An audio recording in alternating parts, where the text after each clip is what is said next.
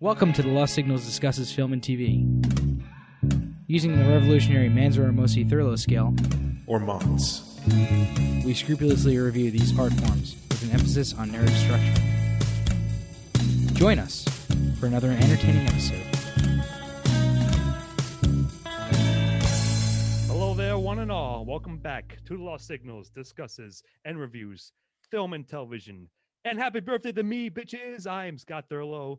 And I am here with my fellow cyberpunks, Jonathan Ian Manzer. Doing the quarter thing, you know? Mm-hmm. Chris Morgan. Jesus time. And Joe Soria. We've got all night, asshole! Yeah, which is a thing from Repo Man, by the way. But anyways, this is like sort of a more fun, free-flowing one, if you will. Maybe not, but it's my birthday pick. And to be clear, it wasn't my first choice, but I wanted to do a cyberpunk movie only because separately, Ian and I have been playing Cyberpunk 2077 like recently, and I happened to watch this movie, which I'm tell you in a sec, around the same time. So it is a movie from 1995 starring Keanu Reeves. It is called Johnny Mnemonic, and it is based also upon a William Gibson short story. And so, yeah, it's Cyberpunk in 95, and we'll tell you about it in a sec. And Gibson even wrote the screenplay. Yeah, that's right. He worked on the screenplay, right? Which Chris? is hilarious because... For I guess reasons we'll get to that will be evident shortly. Yeah. But anyways, I'll just give you the log line. I've come up with this. If you guys got a better one, this is a story of Max Headroom's younger, less interesting brother, Johnny. So that's pretty much it. And with that, Joe, what's the actual plot of Johnny Mnemonic? Well, I mean, there's a lot going on here. Like, this is top shelf. I've got top shelf expository garbage jibber jabber, but I'm going to read the crawl in text full because it explains it all, but doesn't explain enough. You know, it's that good. Agreed. Second decade of the 21st century, corporations rule. The world is threatened by a new plague, NAS, which is also network attached storage.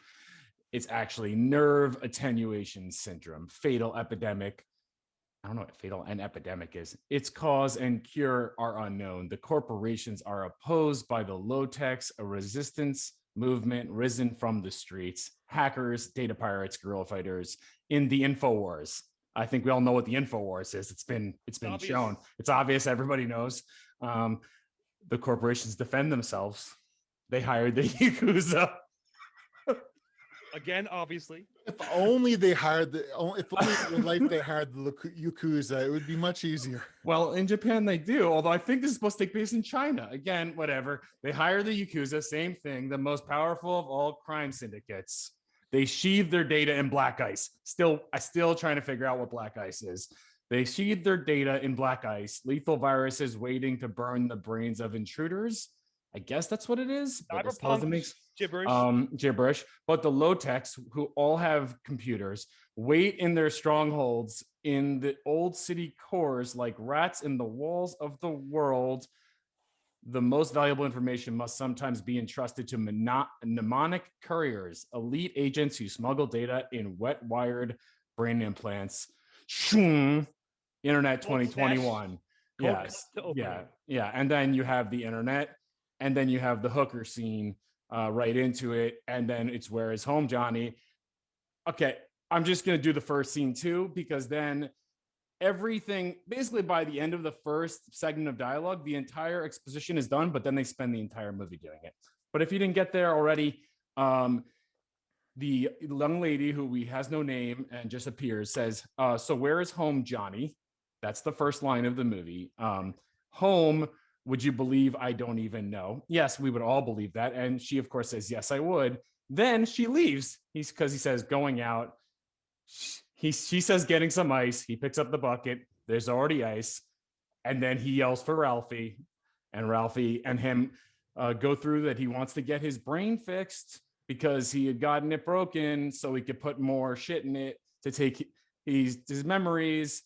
And he then yells to Ralphie that he wants a full restoration. And we have the standard, well, if you do one more big job, you could probably cover it. It's the last job. One more big job, Johnny. and then he goes to Mr. Beijing as code name Mr. Smith, and goes over capacity. Free City of Newark, Ice-T, mouthpiece, visors, hit me, and then importance and the internet ensue. So that's what I've got. That is a huge mismatch of stuff. But yeah, like Chris, I think you wanted to jump in. No, No. I was just having a good time with the well, the funny thing about her just leaving in the beginning is because there was an old thing where they say, you don't pay a hooker to have sex with you, you pay a hooker to leave. So, hey, he got what he paid for. Before you go, she said ice. So obviously that's a double thing with both the physical ice and the coding thing. But Yeah. And Oh. that's Udo Kier who plays Raffi. So, Right. I thought maybe she's getting some from Ice-T. Who that was my deep thought, but I guess it didn't get there. It's something, and there's a lot that goes on. I don't know where we continue from that. There is so much exposition in this movie; it never ends. That's what my feeling is.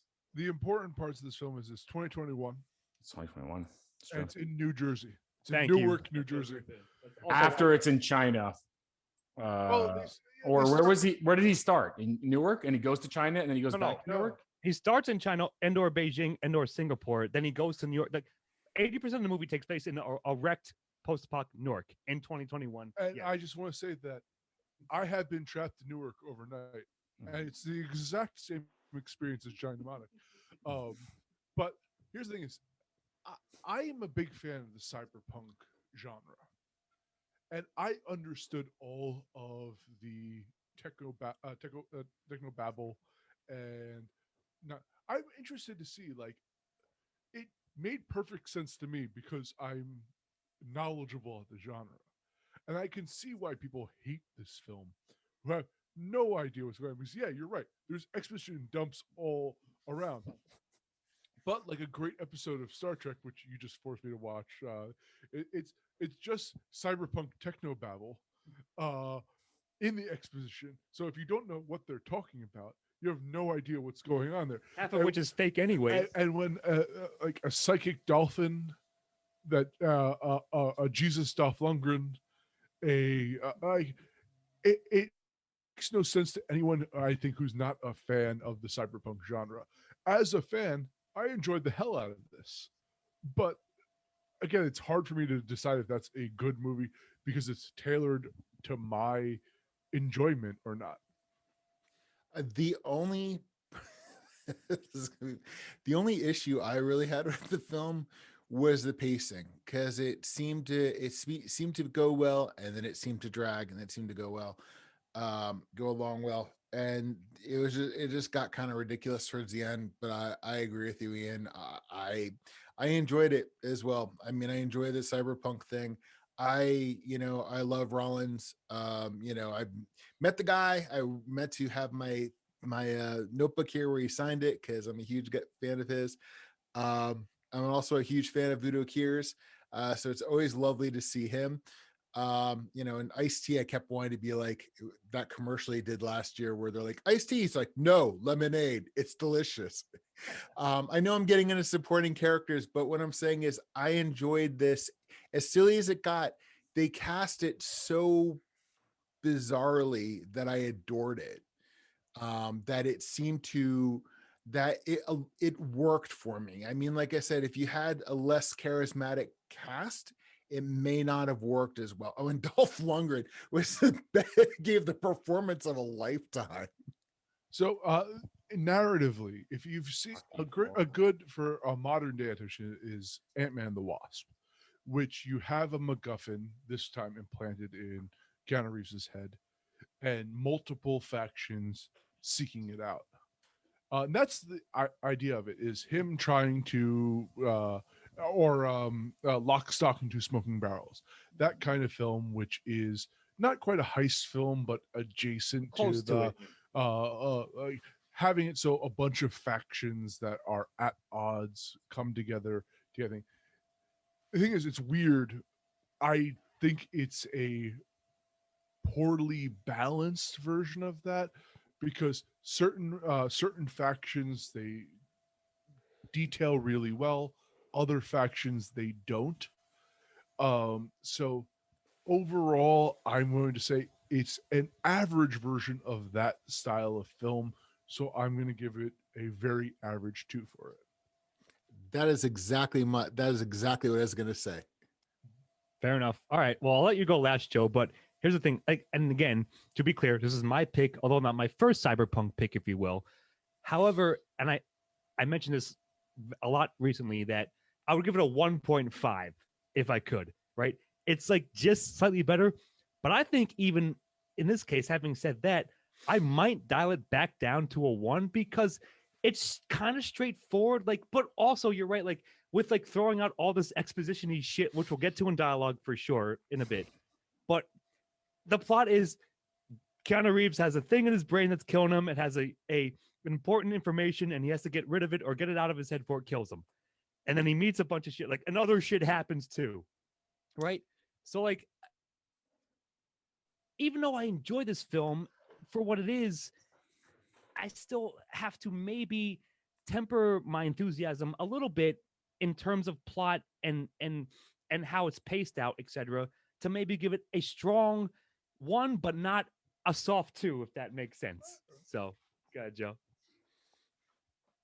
I think, part of the problem is that there's no one in this movie that can speak dialogue. So they have a ton of dialogue and no one that can even say it in a way that seems normal and make any sense. So I'm actually not against the cyberpunk and the unique world building and whatever else. I think I'm against that they're giving these lines to a ton of people, and I don't want to be, mean, but it's more, Uruk is English, not the first language. Dolph Lundgren, I don't know what his first language is. To beat Takeshi just keeps trying to jumping around. I'm doing supporting characters, so I'll run my own thing, but everyone can't speak the lines in the movie. So did they even try out for the movie, or are they just like, well, you're here and I like you join the movie and we don't care, like we'll just show up there and see what happens. So it's definitely a 1. I was good, I'm not gonna go 0. Like it's good enough. There is definitely a plot. If it's just if this is a ranking of 0 to 3, if there's a lot of plot, there is an immense amount of plot. I mean, there's so much plot that they have plot to plot. It's still going. So 1 on its execution of that plot. Yeah. Yes, that's, I guess, thank you. Well said. That's probably why I'm, again, having said what I said, that it was my pick anyways, etc. But like mechanically, I think that's the issue here. And I think that's why I'm going to also give it a 1 on that sense. But you guys, Chris E, giving 2s. And I almost did that myself. So that's cool. We'll call it that. And I'll move on to themes, which, again, it's almost similar. Like, it's every cyberpunk theme ever, or at least like the surface ones. Like, corporations are bad and they're exploiting people, and like the downtrodden people have the less tech, and there's some kind of neuro disease that's also related to technology that's affecting people. It hits all these points, which, yeah, like, did it again. This movie came out in 95, so it's trying to be like sort of edgy, sort of like Chris, like Lawnmower Man-ish or whatever, like in that sense, and to a degree. And yeah, Joe, it runs into dialogue like where they have to just like vomit forth, like, here's what the disease that NSA or whatever, NAS, and here's what it does, and blah blah, et cetera, et cetera. But I think it does handle them well enough. Like, it doesn't leave you unclear about what it's trying to say, even if it says it like a little awkwardly, a little more forcefully, et cetera, than it could have. Like, not as finessed, I suppose, as has been seen in other works, especially within the cyberpunk genre, that address generally the same issues, because that's like the tentpole of cyberpunk is, again, corporations taking over, they're bad, and they're fucking everyone over, and they have conspiracies. Yup, that's what's happening. But, go ahead, E. More so than that, though, it's an argument of proprietary software versus open source software. And but framed around the idea of vaccinations, which I think we can all get behind now. It's relevant. From what I understand in real life, Bill Gates crushed an open source vaccine recently, but and I actually kind of really appreciate it's not it's not overly complex, but it hit the point they wanted to make. So I'm going to probably give it a 1. That's what I'm saying. What do you guys think? I like the fact that they brought in an iPhone, and I think that the Thompson iPhone they were talking about, I think actually Apple had to purchase that the name The iPhone. rights to it, obviously. I Capitalism, baby. I like quickly looked it up, and I believe that was it. I'd have to look it up again. This might start foreshadowing some of my points on this, but it did remind me of Lawnmower Man, and in that it was ahead of its time. It just had the pieces differently. And after reading the opening title crawl, I'm like, holy fucking shit, this takes place in January 2021. Corporations control the world, check. Again, Plague, check. why children? Corporations control the vaccine, check. Information is now being, whatever, instead of the NAS, it's the NSA. And if you're listening, NSA, fuck you. Also, Zoom calls everywhere. Oh yeah, and Zoom calls everywhere. Like people, bunch of shitheads are using Zoom calls to like do podcasts. I've never heard this kind of bullshit before. Yeah, it's terrible. Hate 'em. Anyway, Hate 'em. this thing, this and I'm going to say this about this. I'll say it better than I said with Lawnmower Man, is that the themes in this are actually more relevant, came into fruition, and now are into focus, and you can actually extrapolate what was in there to today in hilarious and frightening ways. So I'm giving this a 1 too. Especially the present threat of dolphin psychic attacks, For sure. Dolphin brain blast, which baby. no one believes me about, but it's a fear. They're out dolphin, there. a dolphin They're out brain. They're out to get you. So that's a very deep callback to the Upper Citizens Brigade, if anyone knows what I'm fucking talking about. But I'd be happy if the dolphins and the octopi got together and decided to take over. I mean, I welcome our So long, our aquatic overlords. all I can say is humans rule, dolphins can suck it. Joe, what's your take on themes? I'm trying to think if what you're calling themes are actually themes, or they just predictions that every person that wrote sci-fi made for 30 years, and he's just incorporating it in a different way. To me, the future having viruses and illness is not a theme per se. And I know I'm maybe getting a little specific here. This is usually my type of forte of this movie, and when I watch this movie, the theme is survival, getting his memory back, basically like loss, right? And sacrifice. And those are pretty standard, and they're not that well done. Very general.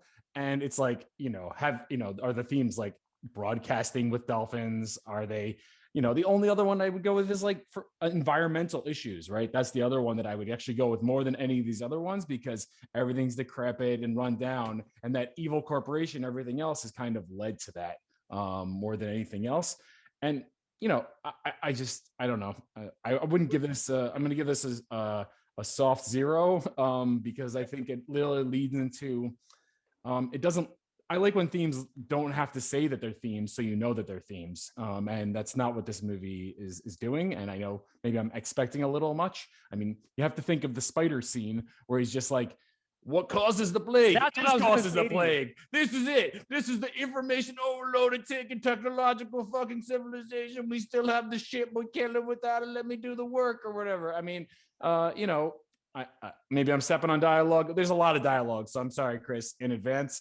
And you can do it again. Nope. I might take that. My thing of dialogue is very quick, so go ahead. Joe, So 0. I threw out a bunch of stuff. I respect that 0 on your part.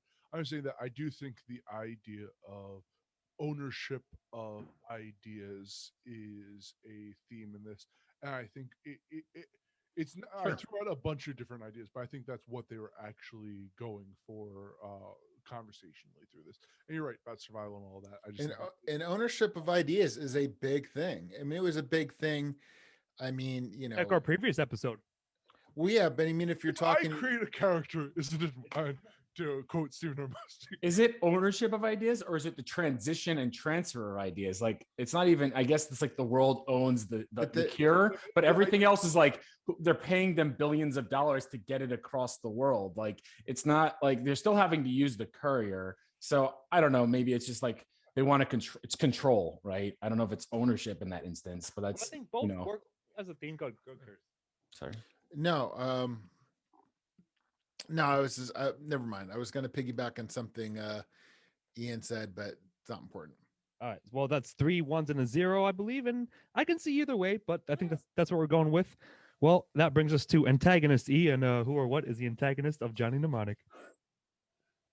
So, corporations, yes, but it's also, as I said earlier, the idea, the structure of this film is a number of different factions seeking out a MacGuffin of some sort and competing over it, and the conflict that results from that.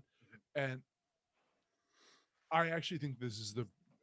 We actually talked about this after we watched the film. How we would remake this if we did and how we would highlight that aspect more, and to make this, I think, a tighter movie. Yeah, streamlined. I think it failed at that basic concept because I didn't. I think it's actually fairly interesting as a narrative device to have a person stuck with a package, whether within their head or not, that they don't want, trying to get rid of it, but everyone around them betraying it or self-servingly fighting this. And it doesn't quite click as it does in other examples I gave earlier. So I may have to give overall a 0 to antagonists because I've seen it done better, and I can imagine a film that did it better. So yeah, this one's a little bit iffy as well, and I guess it's almost, again, because it's cyberpunk genre and the trappings of it, like they use so many of them, the tropes, etc., that are so closely associated with it, that I could almost coin flip it. And you're right, like they could have handled that aspect a lot better. I guess we're all somewhat agreeing upon that. But I still think it's effective enough because, like, in the opening scene or the opening 20 minutes at least, the scroll, as Joe read out, tells you the corporations hire Yakuza, and the Yakuza shows up to to basically murder squad them, and then they're chasing him the whole movie. He feels threatened by it at least, and encounters other things too. So again, like, I can see giving this a soft 0 or a soft 1. I'm leaning towards a soft 1, but I'm not married to it. So with that, Chris and/or Joe, what's your take on Antag? Yeah, to me, this category always leads to, well, there is an antagonist. Is it a good antagonist? I guess is the quality of it. I mean, I think the connection here that many people will make is that The Matrix is a remake of, or a better version of this movie, the internet and the connectivity. To me, actually, the plot of this movie leans more on a very bad version of John Wick without any of the good action scenes and everything else, So, everyone's a villain kind of in John Wick, right? He's just like traveling through and trying to like get the revenge to the main bad guy. It's like boss level, and samurai shit. But there's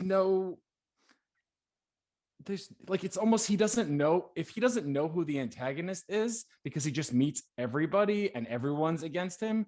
To me, that's just like, let's just keep throwing shit at the wall. Like, especially the last part, Dolph Lundgren, I guess, is one of the, but he just shows up for the last third. It's like, we're going to call him the other guy, like they're like, well, we don't have enough of a movie. And when he said, you're streamlining a 90-minute movie. If you can't streamline into a 95-minute movie and still make it good, like, you should be able. It's clear there are people antagonizing Mr. Mnemonic, or it's not his name, right? Mr. Johnny, and his Johnny. And let's not leave his lady friend out, his bodyguard or protector. I don't know her name. Again, I forgot. Jade, I believe. Jane, the protector. Yeah, I mean, 0. So also, just to build off that, it was one of the most contrived endings I've ever seen, because he didn't need to meet the guy at the low Bridge or whatever. bridge. Mhm. He contacted the person who turned out to be the corporate overlord, but it was an illogical act to make sure that the remaining factions arrived at the same location at the Right. end. And that bothered the heck out of me. And I mean, we're not naming that guy with the, I mean, the one guy that probably is the best villain, I don't even know his name, but the one with the finger thing, all right, that's the ending. And a Like, wire, baby. Sure, yeah. yeah, he does the great thing of opening the door. I think that honestly was my favorite part of the Yeah, I movie. want a was when he laser opens the garrote door. too. Yeah, so that was a cool weapon. And there are a lot of weapons in this movie. Obviously, in the future, all weapons have to be different because they can't be the same. So, I don't know. I won't keep harping. Go ahead. No, I mean, like, again, I was almost leaning towards a soft one. I wrote down one, but I think you guys having said that, like, yeah, it's all surface level shit. And like, while it might be like somewhat entertaining, like, it's again, it almost checks the points for like standard cyberpunk corporate villains, like 101 here, insert here, right? And like, it's just not, it doesn't meld enough, doesn't gel enough, as Chris might say, right? At the end of the day. So yeah, I'm gonna give it a softer 0, but I was coming in sort of the opposite. But I think you guys talked out a good point, and that's where I'm gonna settle. What do you think, Chris? What's your final score? Well, basically, there's a lot of antagonists in this, but nothing, as you said. I was gonna say gelled. There was never really. I never once. Everybody had their things that they did not explore any of them. You had the outside threats, you had the internal conflicts, anyone and or all of them could have been a great antagonist. I kind of, the part of the reason I gave the movie a fine too was because instead about pacing is as presented, the film could have cut 20 minutes off of it. um you know I'm giving this a 0 because for everything we've said up until now, it's just they had a lot, they threw a lot at the walls, but never really. None of it stuck. Yeah. Is that you're saying? I have a really random tangent here, so I apologize for interrupting here, but I just realized I really enjoy Guy Ritchie as a filmmaker. I realized how actually difficult it is to craft a film with multiple antagonists and They juggle them. And I think it's his ability to do quirky that makes his films work. Where this is resting on your knowledge of cyberpunk tropes in order for you to know who the villains are, and that doesn't necessarily work for me. So if anything, I'm having a stronger 0 for it. All right, fair I enough. think for the Guy Ritchie part, I've been revisiting his stuff lately because I was trying to remember. I remember loving Lock, Stock, and I watched it again recently. I wasn't too into it. Snatch, I think, is the Brad Pitt part. Gets you back in, but it has a lot of this the overlapping villain thing, but it's still it's about the humor, right? This movie has nothing humorous in it. None of these. All the bad guys are just like angry face bad guy. I have no way of delivering anything insightful, and I'm just going to be expository anyway, even though you already know what I'm doing. So it doesn't, they all have their heart. Everyone is like the movie. A lot of times I can give credit when there's some heart, and like Lock, Stock, you have heart with these characters. None of these people have any heart. Like it cut out the heart of the story. No one's real at all. It's kind of sad, actually, honestly. No, that's a fair point. I think it means we're giving it all 0s, even though I was like, again, somewhat iffy. But I think having said all that, I think that is accurate. That's a rather well done analysis, and that's what we're giving it. So how about Chris? Tell us about Johnny Mnemonic himself, Keanu Brain Implant Man. He's a protagonist, and his name is Johnny, just Johnny. No, he was a fine protagonist into the world. I mean, there aren't really any strong characters. There's a lot of fine caricatures, but there's not any strong characters. So yes, he did the job a protagonist is supposed to do.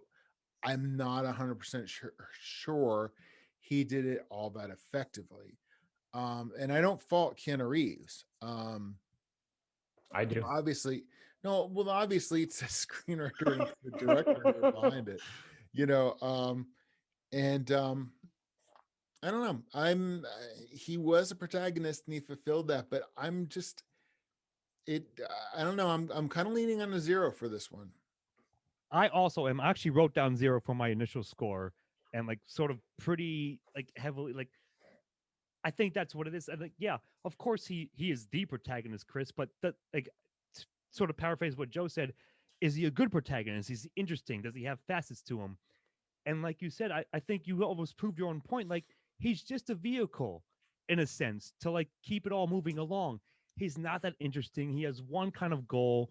There are some aspects to him, like okay, he had to give up his memory. Like it could have been more addressed, but it's just there to keep you going along for the story. And I've actually like I've read a lot of Gibson. I have never read the original story of this. And as you said, yeah, he worked on the screenplay as well. But I think Keanu does a fine job with what he's given in the script. So I blame like the actual screenwriting more than I blame him in a sense. But I'm still think I'm leaning towards a softer, middling 0 on this for protagonists for what the character served and what he did and unfolded in the plot. So, what do you guys think?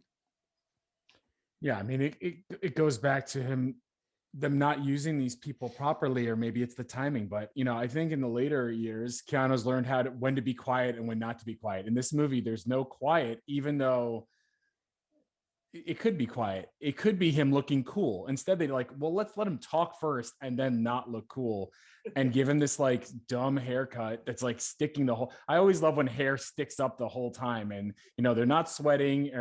His brain is melting, but he still hasn't sweated, sweat. To me, it makes him like Johnny Robotic, right? He's not a robot, but the character seems to be robotic. That way. He's supposed to be good at something. I'm not sure what it is. He's also good at killing, but not maybe. He doesn't die. Guess they can't kill him, so they're going to freeze his head. We forgot to mention all this head freezing. They keep trying to cut his head off. And the body horror and all that stuff. I mean, wet, like it's just not. This dialogue is meant for reading and not meant for being read out loud. And, even when you read it, you're like, he's like, even when his scenes where he's like trying to be emotional, they're just terrible dialogue. It's like, I want to get online. I need a computer. Okay, well, good.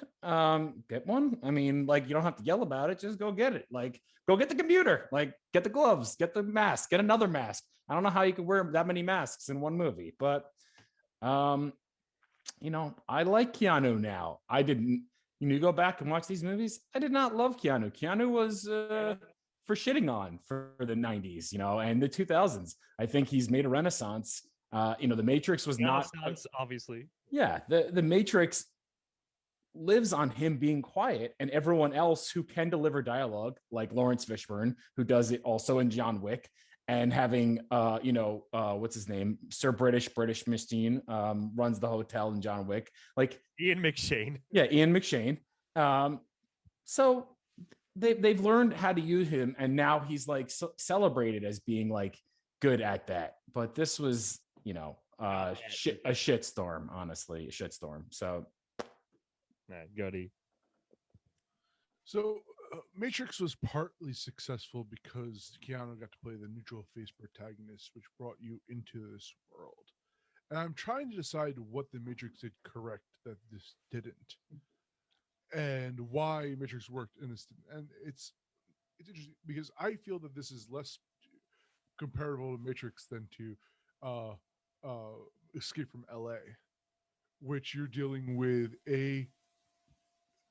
not a neutral face protagonist, but Snake Plissken, a character, and that's I think these kind of work the best when you're dealing with following. If you want to create an adventure story like this, you don't want to draw your audience in to pretend they're that character. You want to watch a character in that world scuffle in that world. And I think that perhaps is part of the failing of the narrative of this. If we had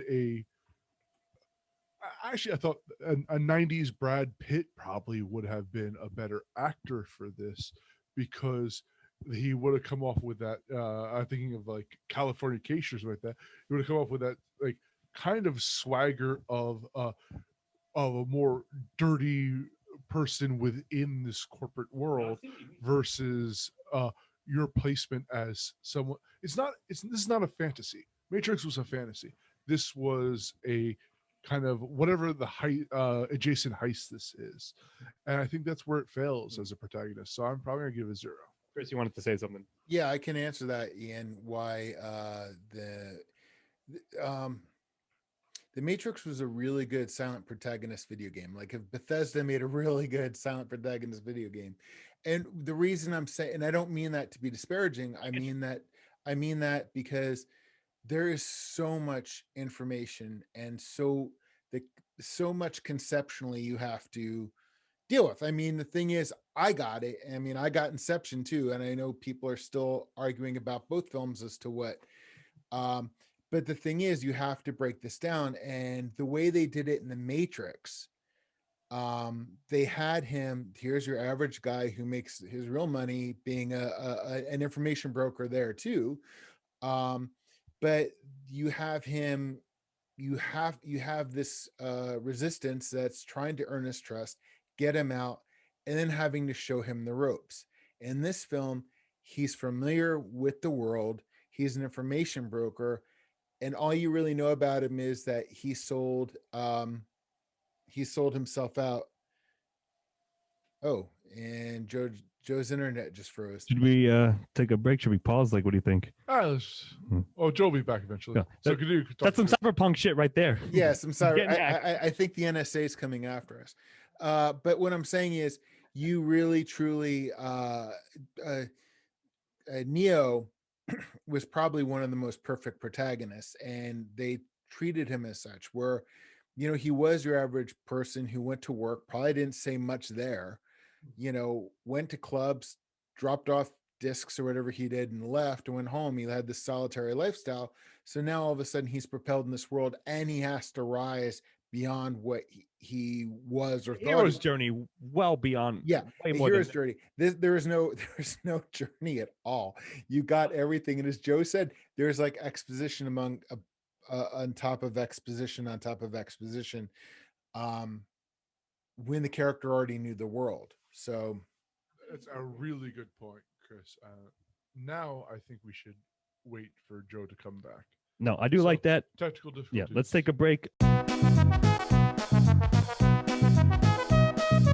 All right, so because of all that, Chris, does that mean you're officially giving Protag a 0 then? I think I am officially giving protagonist a 0. All right, indeed. Marked it down. All right, so that will bring us to Joe, the supporting and secondary cast of Johnny. Of course. I think I had some, I think we're at the end there. I had some notes here just when someone mentioned an alternate star for Keanu. And I think there would have been, Brad Pitt.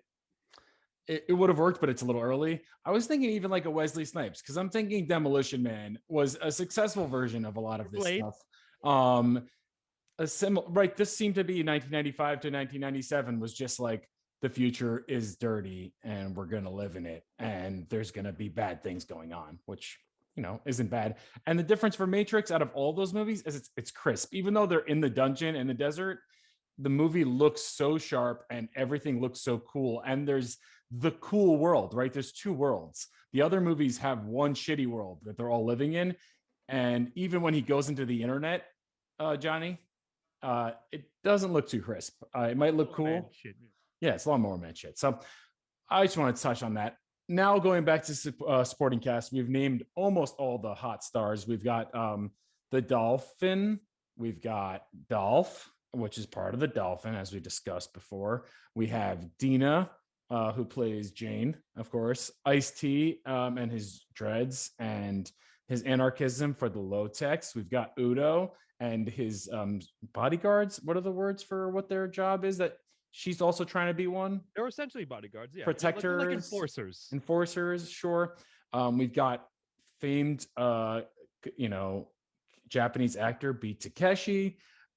You've got all kinds of people doing their most campy best, I guess, in this movie.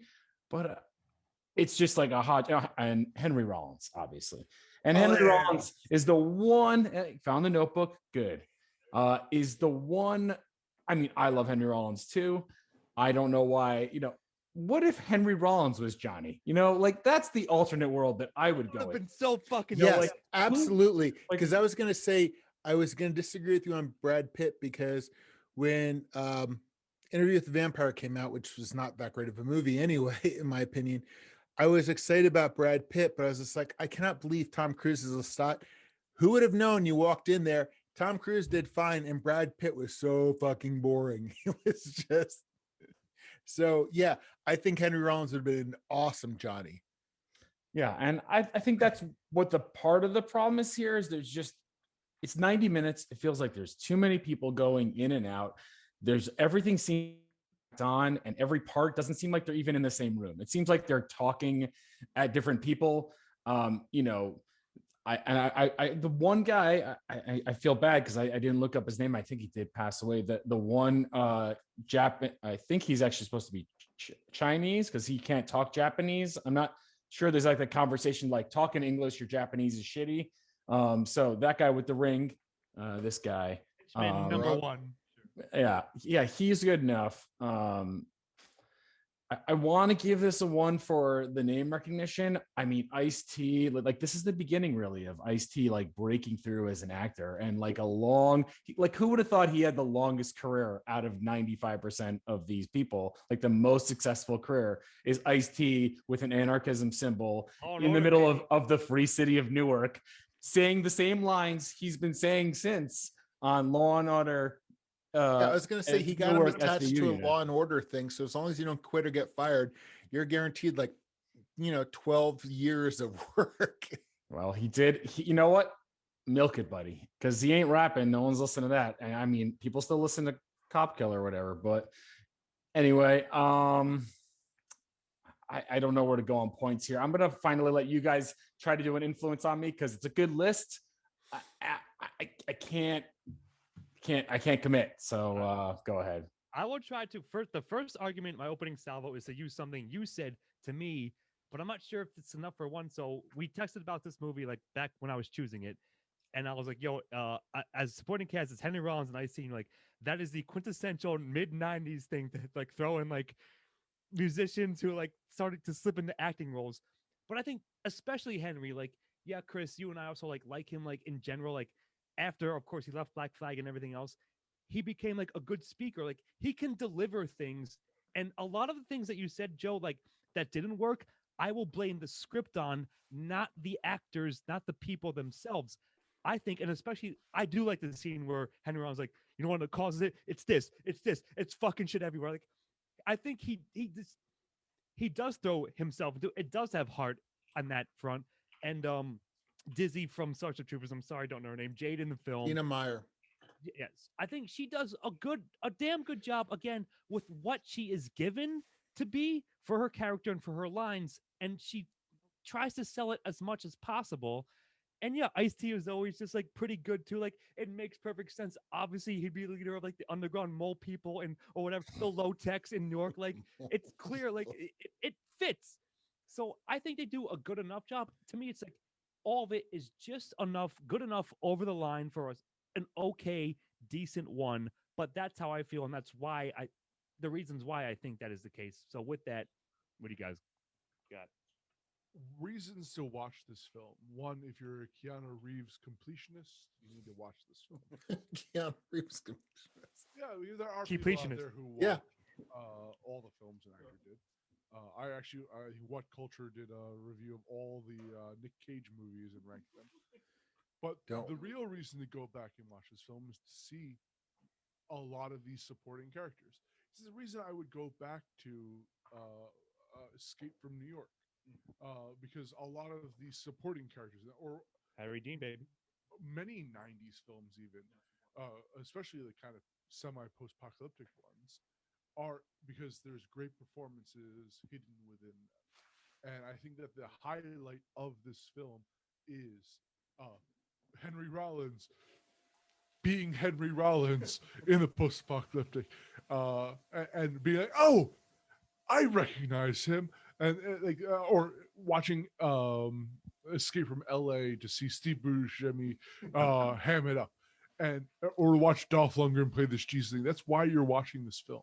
So I'm going to give. I think, oddly enough, the strongest part of this film is the supporting characters in this. I'm with you. Good.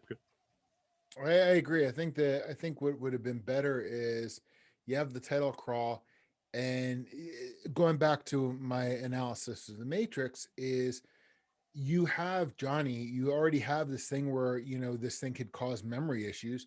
Go with that, and then because the supporting characters are telling us what we already know, but there's no reason. Because I agree with you, Ian. The reason watch this film is because of supporting characters. I mean, I unironically think that everybody does a great job for the most part. I mean, Fun with it. yeah, but Henry Rollins fucking says what he says with, with compassion and with and I'm not just saying this because I like the man. I'm also saying because I think he did a great job. So I mean, yeah, I agree with you, Ian. The supporting characters are the real heart of this film. So does that sway you in any way, Joe? Well, I still think that this movie has no heart. So, yeah, I think it does sway me. I think, and I wasn't going to say that I don't dislike the Henry Rollins scene. I actually really liked. I just think it was just another sign of how bad they had to write in the exposition, where it's like you can't let anything speak. So yeah, it's a good tirade. Give me a good tirade, because the rest of the tirades in this movie aren't even tirades. They're just kind of offhanded, like zaniness, like bathroom action and video calls and whatever else. Ralphie, all right.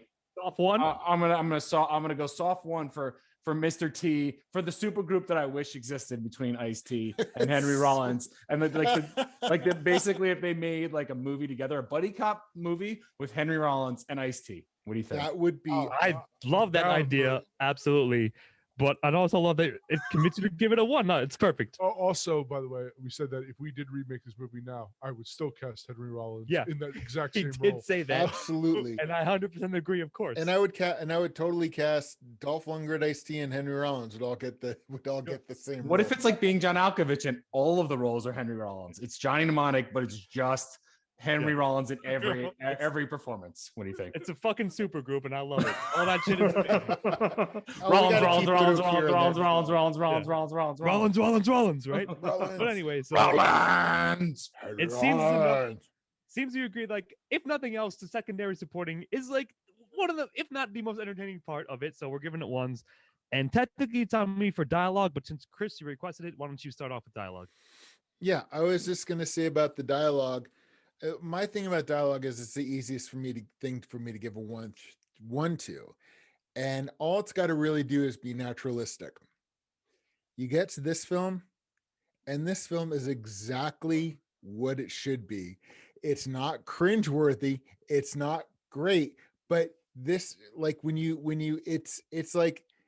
it's like a fast food burger. They're not great, but you're either going to be like McDonald's or Burger King or something. I'm not even going to say this is a Shake Shack, but I'm going to say this is exactly what it should be for this. If you're going to have a film like this, the dialogue, and this may be, damning a faint praise, but the dialogue compared to a lot of films that like this, especially with, we have like sanctimonious rants like Henry Rollins had, could really have been worse. And again, I think when you have a strong supporting characters, they kind of elevated this. So it's not great dialogue, but it's appropriate for this movie done this way. And I'm actually going to give it a 1 because, in all fairness, I mean, I may have seen my share of like bad science fiction films and, films that were better than this that had worse dialogue. And, this dialogue has pretty much what you'd expect, but, it's naturalistic for this type of film in this type of way. So it's getting 1 from me. All right, I'm going to go last. Joe E., one of you speak about dialogue, please. So there's an interesting thing that I personally hate. It's when villains give a speech that causes their demise when they could have just killed the villain. This happens 2 or 3 times throughout this film, except for the last one, which is the only time it's ever made sense that a villain would stop in the middle of a killing blow to lecture about Jesus Christ. So I have to give it credit there. Nowhere else am I giving credit to dialogue in this. In fact, there is a lot of dialogue that I despise. Chris, I'm not hating on you for expecting. There's a lot I liked about this film, and the dialogue wasn't Not it. one of them. So I have to give it a 0. Fair enough. Good. Oh boy. I mean, I've done a lot of lines. Sometimes it goes back and forth. I mean, I wrote down 0, but you could. Yeah. Well, you might have got me, but I'm struggling here because I believe Keanu says it right. What the fuck is going on? What the fuck is going on? I believe is the quote officially, and it goes back to the delivery of this dialogue, and maybe these are different cast points.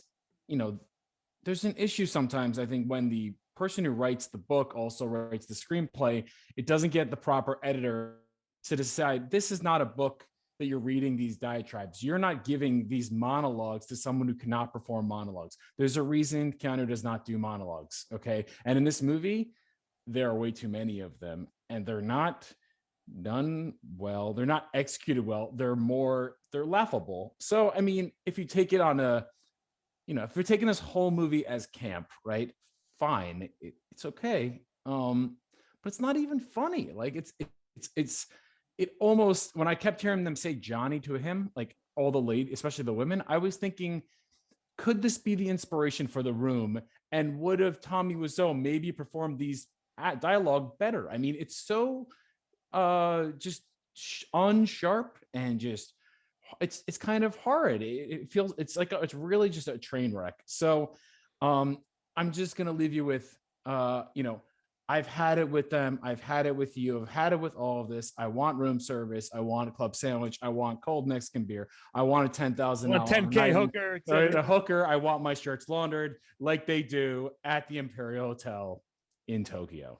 I mean, that's like rich people's problems, but I've also thought of that too. I'm like, I want to go home. I want to be left alone. I want a cup of coffee, or I want to, that kind of. But I don't know if that's realistic. That's almost, when you said the naturalistic though, that is like him using every single line instead of cutting that. You could have used one of them or two of them. There's like 19 of them, and you have him talking, and he's like fumbling. Like, I wonder how many times they had to shoot that scene. I'm being like brutally honest, because it's a lot. And I said it there, straight-laced, but he's over the top with it. He feels it, but it's a 0 on actual execution. And I'm going to blame more, William Gibson. I mean, there's movies like this, like Blade Runner, that that they were handed over from the author to somebody else to get the screenplay right, and then give it a visual style. And it's him, and I think it's the director, who we haven't mentioned, but is a one-time director for a reason. This movie looks like toilet water, I think.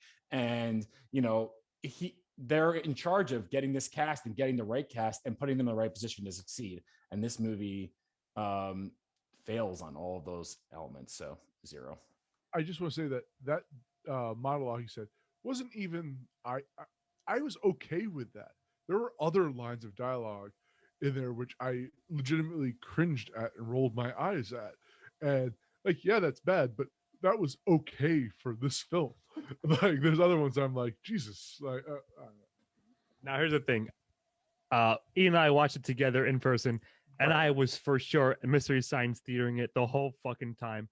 And like, you're right, Joe. Like, I blame the script. Like, it's like it almost equals between the script as is on paper, right? And yeah, maybe it's another factor unto that is adapting it from Gibson's original shit and then bringing him on to do the screenplay, because it loses a lot, more than a lot, in translation.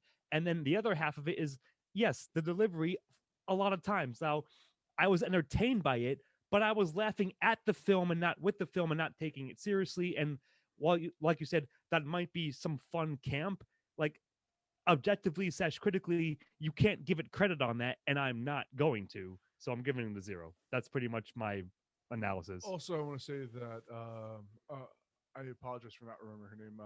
The female lead, Dizzy from Starship Troopers, Keanu Reeves, had no chemistry whatsoever, None. and their forced romance in there, Shoehorned in. yeah, it felt like say these lines because these are what people who are interested in each other would have, but they didn't have that.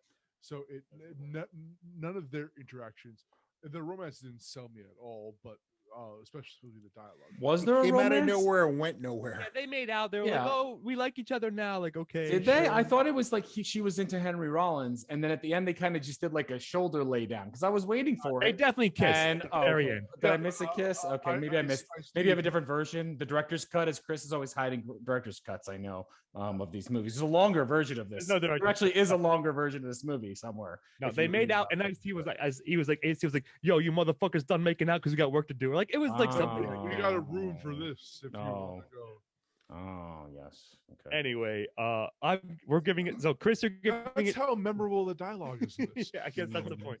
But Chris, you're sticking with the one for dialogue for the reason you said. Yeah, which- again, it's damning with faint praise, Sure. but it's just like, Sure. yeah, this is for what this film is. It's like, yeah, this actually the dialogue didn't make me like cringe. I mean, like I said, there are a lot better films with awful dialogue. Sure. So I'm like, yeah, this film could have, it's also on the one hand surprising, but on the other hand, it's also kind of disappointing that it wasn't worse. All right. I feel you. Well, that's where we're sticking with it. So anyway, it'll bring us to style, and then it'll be you, E. All right. I forget what we did for Lawnmower Man because there are some really terrible graphics involved with this. And there's also a very 90s idea of how to make the internet interesting, which is laughable in the modern day. There are segments of this that I like in the cyberpunk world, but there are segments that look like it's straight out of modern day Newark. Filmed in Canada, of course. I don't know how much to be on. Well, it was back in the day versus I think it was too ambitious for the technology at that moment. And perhaps it should be punished slightly. Well, or forgiven slightly. I don't know. It could go either way. All right. I'm passing it along. Sorry, Chris. I just got two things. Number one, cybernetic dolphin. They had to build that thing and put it in the movie and feature as much as possible. And two, I think the soundtrack, the score was pretty fucking sweet. Very cyber. Very cyberpunk fittingly, and that just makes sense. So I'm leaning towards a softer-ish one, but still one. So Chris, why don't you go with what you wanted to speak about?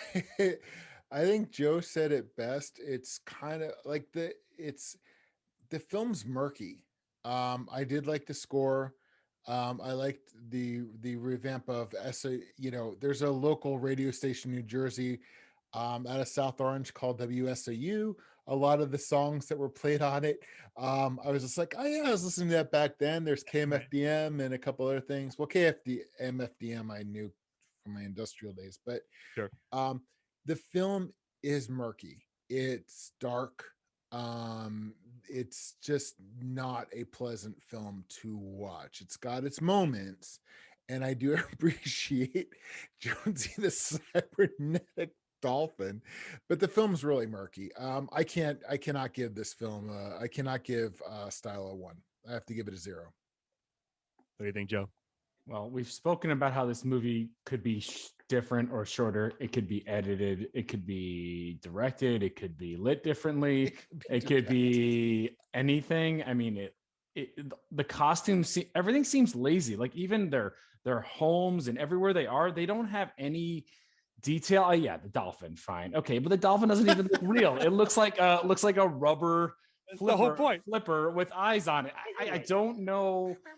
Like the coolest things about this, there are a few little I'll give them notes on, and there are things that are obvious, but like the nostalgia channel, like little side things in the back and the Darwin Inn, like little touches, sure. and they're not enough to make up for this just being like the most trying to be cool but also be mainstream cyberpunk. Like everything's steamy, everything's dirty, and then I was trying to count if there were more fires or more visors in this movie, because like Fires. things were just on fire everywhere all It's the definitely time. fires. It didn't matter. They just light a fire. And then my favorite thing, and I think this is something that usually leads me to a guaranteed zero. If someone is making a film and is listening to this for some reason and wants a guaranteed zero, make a really shitty bar scene, and have it be the most prototypical of the entire movie, and then bring out an opera singer from Fifth Element to perform over industrial music, and Still cyberpunk though, yeah. oh, isn't that steam? Where's steampunk? Where's the edge of steam? Is there not enough like old clocks? Because it looks like they're Yeah, using exactly, old, yeah. like where That's does the where difference. does the line like go? The only part actually I did like, and we mentioned it earlier, but is the body horror was like pretty good. I'll be honest. The finger cutting off, the arms cutting off. They were just every time there was a limb cut off. It wasn't like someone just died and fell over. They were making body parts fall off, you know. So I think his name is Longo, the last name of this director. I'm very happy he never worked again, and I hope that he has a nice life and he's made music videos and he does it good. But this is a train wreck, and this movie actually, I believe, worldwide made money, which is the real shocker. No, it made I think twice its budget, like 60 million. Like Did worldwide. it really? I was looking Yeah. it up today. Yeah, it only made 18 million, I think, in the US, but I think worldwide it actually did enough that like he'd probably get another shot. But William Gibson has a lot of, he has some of the most famous stories out there. They've tried to make them. I think this is like this type of movie has fallen out of favor unless you do it really well. Or you have Blade Runner, just make the script Blade Runner 2099 again, and it's not $200 million. So, and then if you look contrastingly, that 3 years later they made The Matrix, and it looks like it could have made 35 years later. I mean, there's no comparison of how this movie doesn't have to look like garbage just because they're sitting in filth and garbage. And Beat Takeshi's Office, I think, is one of the most ridiculous. Like, there's just a Genghis Khan outfit in a glass case and nothing else. Like, it's the laziest set design, the laziest everything else. There's so much laziness everywhere. I can keep going. I'm gonna stop, and I'm gonna say this is a strong zero. Is it a zero? Not soft. It's strong. Like Chris gave it a 1 for dialogue, I'm giving its laziness a 1 for style. I really was hoping you would do that, dude. Because I am a fan of cyberpunk, and it's shit. It's schlock. They were lazy about it. You're right, but there are elements that I enjoyed from it, like the bar scene. You said it's lazy. I like that they at least tried to do some, like they had some costuming in there that was slightly different than 2 days in the future. I think that they had some creativity. Because the finger, whatever, Wire. the nanowire, all of that. So I'm going to give it a grudging, very soft 1 for this. Do you notice that every fight scene is in the bathroom? Also in the I did notice that. they Yes, just of course. they only had like 2 sets, was like the stage and the toilet, and that's it. Called saving money, buddy. I love the makeup on his bodyguards too, because it was around the eyes and above the cheekbones, which gave it a really neat look. And I actually did like the opera singer over. It did have shades of Fifth Element, but I am an industrial fan. Skinny Puppy is one of my favorite bands. So, but still, if we're not for the murkiness of the film, but yeah, I'm glad Ian gave it a 1, because this way it's just like, all right. The futuristic female dress that they look like they're at the Kentucky Derby, but a futuristic version of that. Like that kind of worked for me. I don't know. It's yeah, it doesn't deserve the 1, but it's getting in the list. In the score expertise, Chris, did you hear a little hint? I think there was one of the segments that might have been the slowdown version of Sunglasses at Night. I feel like I heard a couple of bad 80s songs. I would 100% slower version. believe that. But I believe wouldn't I be heard it. surprised because Brad Fidel also did the score for Terminator. And if I'm going to look it up, because if I'm not mistaken, he actually done the score for Lawnmower Man. Give me a second while I look that Good. up. Well, while you're talking out, like it's funny, like I originally wrote down 1 for style, then you guys were talking out, then I cross it out, put it 0, then I cross it back out and put a 1. So I think I've come back around, like, and maybe for you said, like, yeah, it's slocky, it's silly, and you're right, Joe, it can be lazy at times, but like I said, Cyber Dolphin and like, and you're right, Chris, like, murkiness, you're right. The film is a bit blurry, like It wasn't as focus. bad as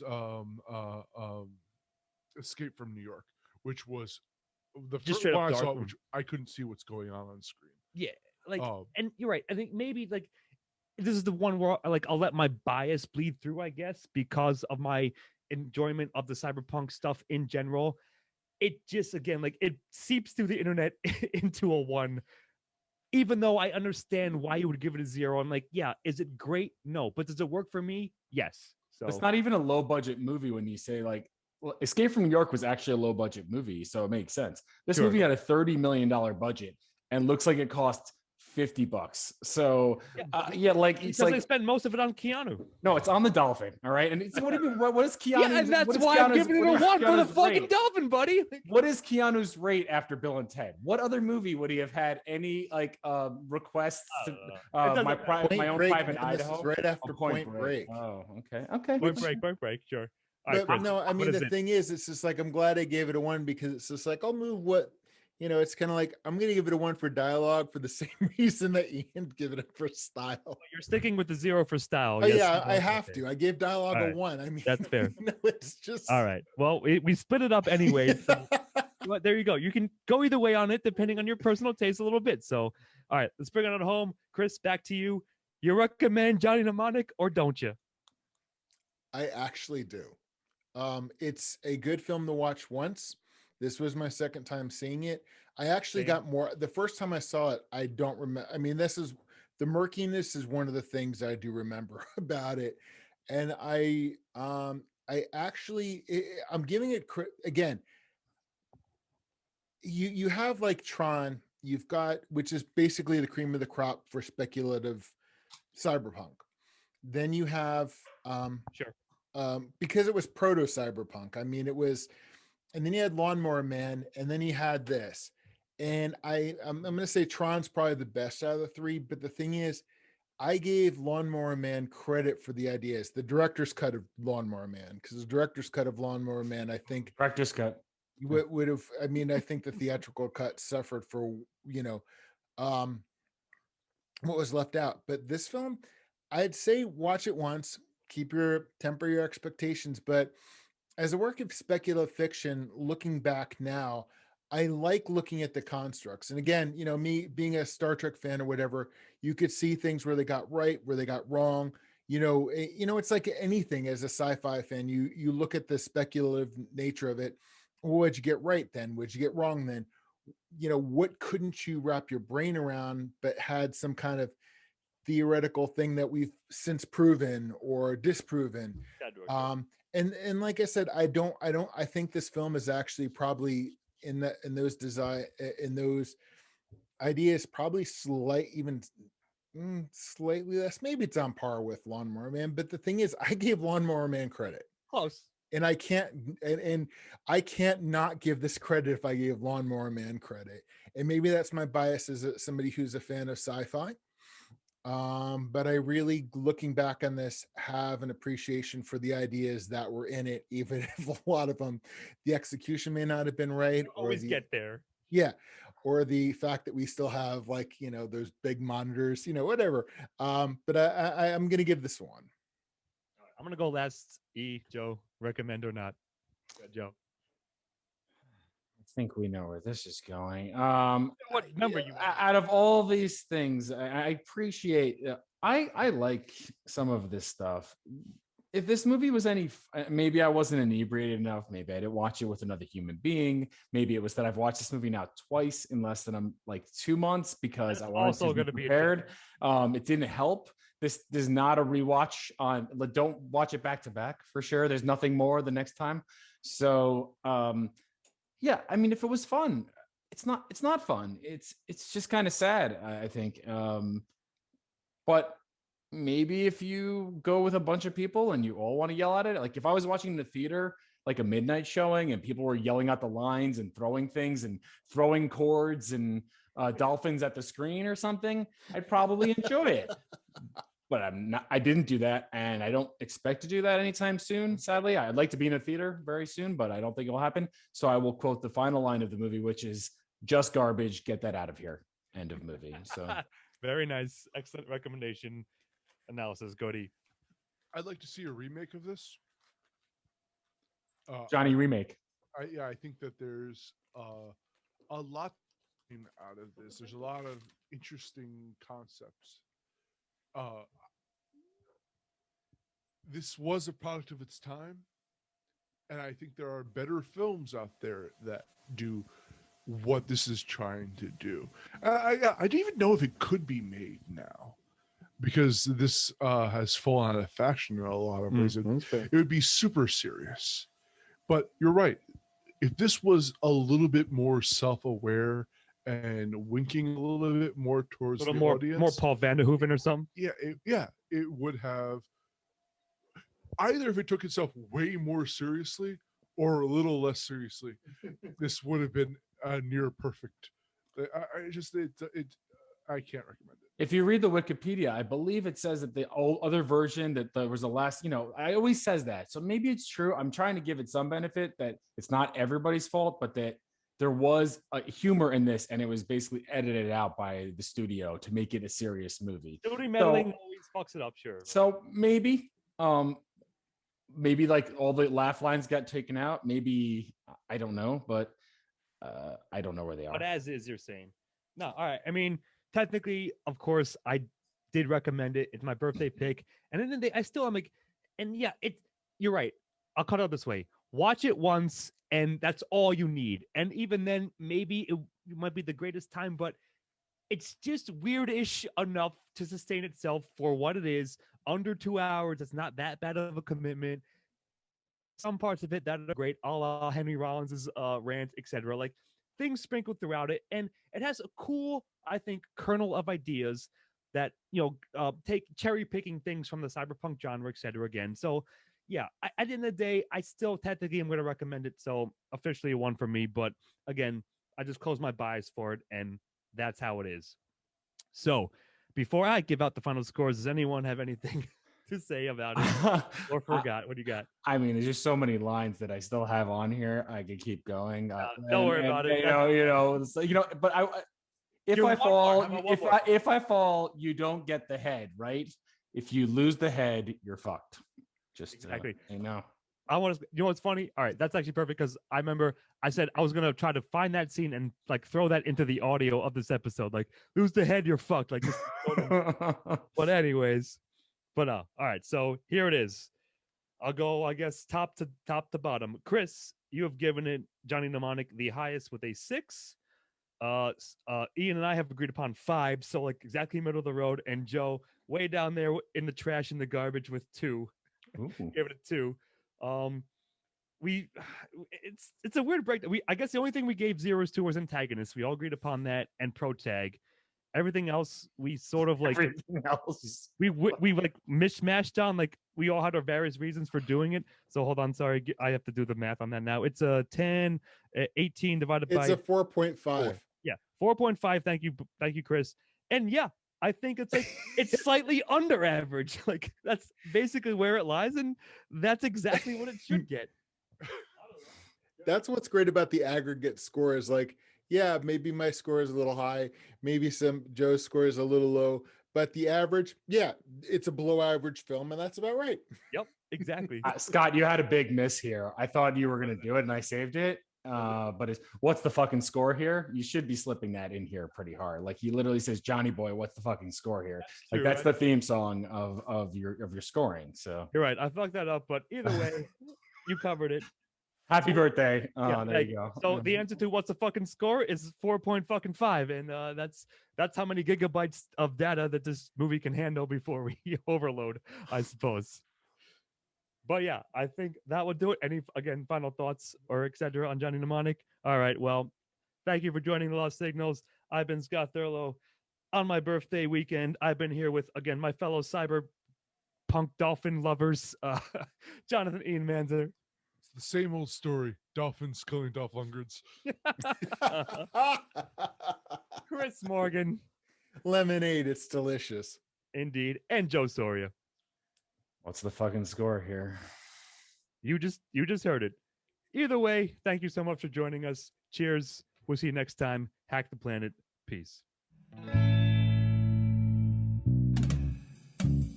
Editing and engineering by Christopher Morgan. Music by Christopher Morgan. Check us out on YouTube and iTunes for the shows, and on Facebook and Twitter for updates. Or mods?